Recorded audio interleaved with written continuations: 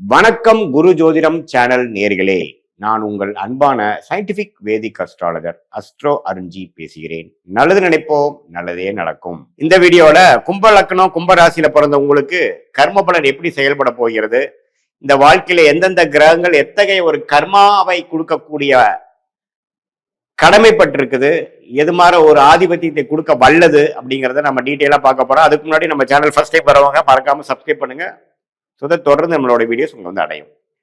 இப்ப பாத்தீங்கன்னா கும்பலக்ன கும்பராசிக்காரர்களுக்கு எத்தகைய ஒரு பலாபலன்கள் கிடைக்கும் இருக்கும் இந்த வாழ்க்கையில அப்படின்னா, போன திரும்பி செய்த பாவப்புண்ணிகளுக்கு ஏற்ப இந்த கிரகங்கள் எத்தகைய தசாபுக்திகள் கொடுக்கக்கூடிய வல்லமை படைத்த அமைப்புல என்ன நட்சத்திரத்துல பிறந்தீங்கன்னா அந்த நட்சத்திர ஆதிபதியிலிருந்து தான் தசாபு உங்களுக்கு வருது. ஃபார் எக்ஸாம்பிள், நீங்க வந்து கும்பலக்ன கும்பராசியில பிறந்திருக்கீங்கன்னா சதய நட்சத்திரத்துல பிறந்தீங்கன்னா முதல் திசை ராகு திசை. ராகுக்கு அப்புறம் குரு, சனி, புதன், கேது, சுக்கிரன் அப்படிங்கிறது அடுத்தடுத்து வரும். ஸோ இத்தகைய அமைப்பு உள்ள ஒரு விஷயம் உங்களுடைய ஜாதகத்துல சனிங்கிற ஒரு கிரகம் மிகவும் முக்கியது. ஆனா அவர் தான் லக்னாதிபதி, அவர் தான் ராசிதிபதி. கும்ப லக்னம் கும்பராசியில பிறந்திருந்தீங்கன்னா ஸோ அப்படிங்கிறப்போ சனி ஒரு நல்ல இடத்துல இருக்கிறார். நல்ல இடம்னா என்ன?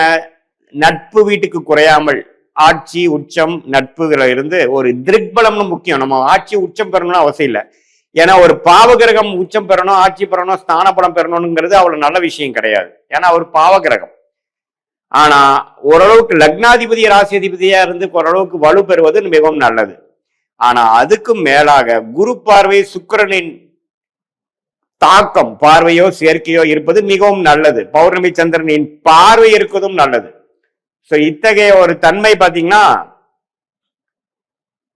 சனிக்கு இருக்குமாயின் நல்ல ஒரு வாழ்க்கை வாழக்கூடிய தன்மையில ஒரு கர்மால ஜாதகர் பிறந்திருக்கான்னு அர்த்தம். இதே சனி வந்து ராகுவோட சேர்ந்துட்டாருன்னா அந்த தன்மையில குறைபாடுகள் உண்டு, வாழ்க்கையில் சில சிரமங்கள் உண்டு, உடல் நலம் மனநலத்தில் சில பிரச்சனைகள் வரக்கூடும் அப்படிங்கிறது நம்ம தெரிஞ்சுக்கணும். அது எந்த நேரத்துல வருங்கிறது தசாபுக்தியை வச்சு நம்ம தெரிந்து கொள்ளலாம். அதே நேரத்துல சனி செவ்வாயோட சேரும் பொழுது ஜாதகர் கொஞ்சம் முடிவெடுப்பதிலும் ஒரு தன்மையான ஒரு அமைப்பில் இருக்கிறதுலையும் குறைபாடுகள் உண்டு. கொஞ்சம் அவசர விஷயங்களும் அவசரமாக சில முடிவுகள் எடுக்கிறது, கோவப்படுறது, முழுசா ஒரு விஷயத்தை தீர ஆராயாமல் ஒரு மாதிரியான தனக்கு சாதகமாக முடிவெடுத்துகிற மாதிரி செய்து பிற்காலத்துல அவதிப்படுவது, அறிவு சார்ந்த முடிவுகள் எடுக்காமல் அவசரப்பட்டு முடிவு எடுக்கிற மாதிரி விஷயங்கள் கொடுத்து விடுவார். அதே கேதுவோட சேர்ந்து இருக்கும் பொழுது ஜாதகர் விவேகமாக இருப்பார். ஸோ இது மாதிரி எந்த அமைப்புல வந்து உங்களுக்கு சனி இருக்கிறாருங்கிறத பொறுத்து உங்களுடைய வாழ்க்கை தரம், குறிக்கோள், அமைப்பு இருக்கும். அடுத்தபடியாக மிகவும் முக்கியமான ஒரு கிரகமாக கும்பலக்ன கும்பராசிக்காரர்களுக்கு வருவது என்னன்னா சுக்கிரன். சுக்கிரன் தான் உங்களுக்கு ராஜயோக அதிபதியா, 4ஆம் வீட்டு அதிபதியாகவும் பாக்கியஸ்தானாதிபதி யோகஸ்தானாதிபதியாக வருகிறார்.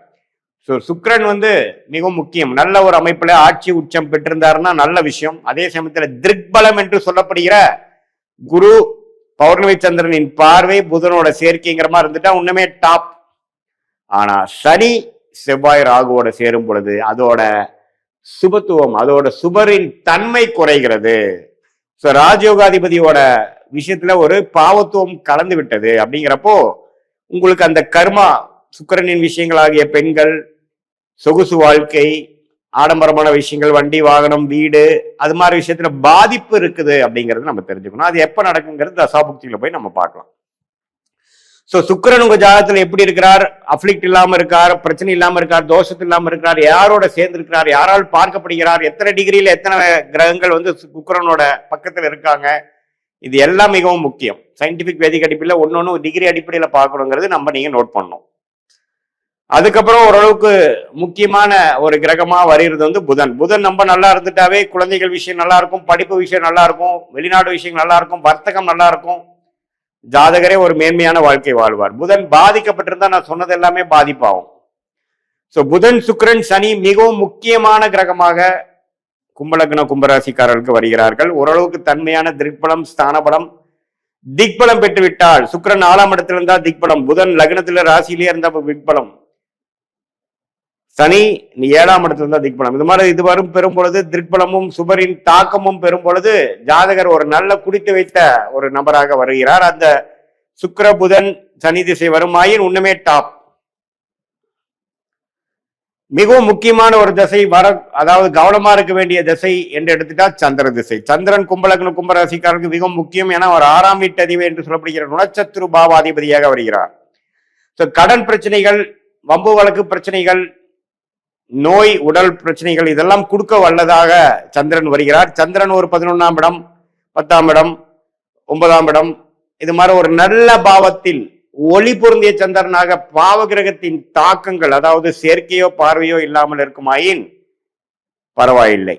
அந்த சந்திரன் அந்த 6ஆம் வீடு வழியாக நல்ல பலன்களை கொடுப்பார். ஆனால் சனி செவ்வாய் ராகு கேதுவோட பாதிப்பாயி 6, 8, 12ங்கிற மாதிரி ஒரு இக்கட்டான பாவங்களில் இருக்கும் பொழுது, சந்திர திசை நடக்கும் பொழுது கடன், நோய், எதிரி, வம்பு வழக்குகள் அது மாதிரி விஷயத்துல ஜாதகர் பாதிக்கப்படுவார்னு தெரிஞ்சுக்கணும். அதுல ஒண்ணுமே துல்லியமா எப்படி இருக்காங்க, டிகிரி அடிப்படையில் ஒரு கிரகம் எப்படி பாத்துக்கிறாங்கிறதெல்லாம் பார்க்கணும். இப்படி இருக்கக்கூடிய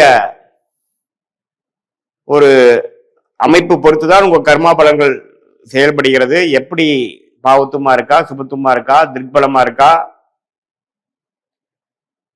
இதெல்லாம் பொறுத்துதான் நம்ம பார்க்கணும். இதுல இந்த 4 கிரகத்தை தாண்டிலும் மற்ற கிரகம் ஆகிய குரு பாத்தீங்கன்னா மாரகாதிபதியா வருகிறார். அவரும் 2ஆம் இடத்திலே இருந்து அதிக திருப்பலம் பெறும் பொழுது குரு திசையில மாரகத்துக்கு ஒப்பான கண்டத்தை கொடுத்துருவார்.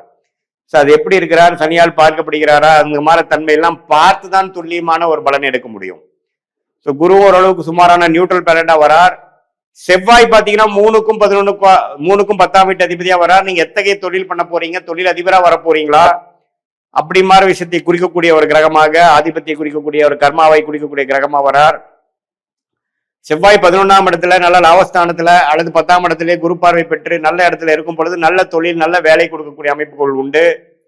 இடம், வீடு, இது மாதிரி விஷயத்துல நல்ல பலன்கள் கிடைக்கும்.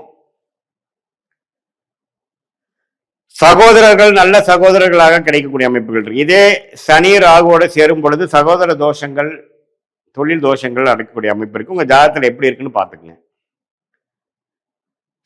இதுதான் ஒரு பொதுவான ஒரு கர்ம பலனை கொடுக்கக்கூடிய ஒரு அமைப்பை ஒழிய, உங்க ஜாதகத்துல பாத்தீங்கன்னா மற்ற கிரகமாகிய சூரியன் பாத்தீங்கன்னா உங்க பங்குதாரரை கொடுக்கக்கூடிய ஒரு கிரகமா இருக்குது. சூரியன் நல்லா இருக்கும் பொழுது நல்ல மனைவி, மனைவியா இருந்தா கணவன், கணவனா இருந்தா மனைவிங்கிற மாதிரி ஒரு அருமையான ஒரு பார்ட்னர் கிடைக்கக்கூடிய, மேரேஜ் பார்ட்னர் கிடைக்கக்கூடிய, பிசினஸ் பார்ட்னர் கிடைக்கக்கூடிய அமைப்பு சூரியன் நல்லா இருக்கும் பொழுது நல்லா வருது. சூரியன் பாதிக்கப்பட்டிருந்தா அந்த பிரச்சனை ஆயிருது. சூரியன் பாதிக்கப்படும் பொழுது குடும்பம் நல்ல குடும்பம் அமையாமல் கும்பலக்னம், கும்பராசிக்காரர்கள் பாதிக்கப்படுகிறார்கள். இப்படித்தான் கர்ம பலன்கள் ஒரு கிரகமும் ஒரு மாதிரி விஷயத்தை கொடுக்கிறார். உங்கள் ஜாதகத்தில் சனி எப்படி இருக்கிறார், சுக்கிரன் எப்படி இருக்கிறார், புதன் எப்படி இருக்கிறாருங்கிறது பார்த்து, சந்திரன் எப்படி இருக்கிறார், சூரியன், குரு எப்படி இருக்கிறார்லாம் பார்க்கும் பொழுது உங்களோட ஒரு கிரகமும் கர்மா எப்படி செயல்படுகிறது, மோர் இம்பார்ட்டன்ட்லி என்ன தசா பெல்ட் வருது, சனி, புதன், கேது, சுக்கிர பெல்ட் வருதா, அல்லது சூரியன், சந்திரன், செவ்வாய் பெல்ட் அது மாதிரி வருதாங்க, அதை வைத்து உங்களோட வாழ்க்கையில யோகமா இருக்க போறீங்களா அல்லது ஒரு மாதிரி சுமாரான பலன்களா நீ அணிவிக்க போறீங்களாங்கிறது நம்ம பார்க்கலாம். இது ஒரு பொதுவான பலன்களை தவிர உங்களுடைய ஜாதகத்துல சயின்டிபிக் வேதிக் அஸ்ட்ராலஜி உள்ள பிறந்த தேதி, பிறந்த நேரம், பிறந்த ஒரு கொடுத்து பார்க்கும் பொழுது உண்மையே துல்லியமான பலன்கள் நம்ம எடுக்கலாங்கிறத நீங்க தெரிஞ்சுக்கங்க. வாழ்க்கையில எது மாதிரி ஒரு டைரக்ஷன்ல போவீங்க, எப்ப ஜெயிப்பீங்க, எந்த நேரத்துல எது செய்யணுங்கிறதெல்லாம் உங்க கர்மாக்கு நீங்க அலைன் பண்ணி நீங்க செயல்பட்டீங்கன்னா வாழ்க்கையில வெற்றி பெற்று ஒரு சிறந்த ஒரு நபராக வர முடியுங்கிறது நான் சொல்றேன். இது ஒரு பொதுவான பலன்கள் தான். மீண்டும் மற்றொரு காணொலியில் சந்திப்போம். நன்றி, வணக்கம்.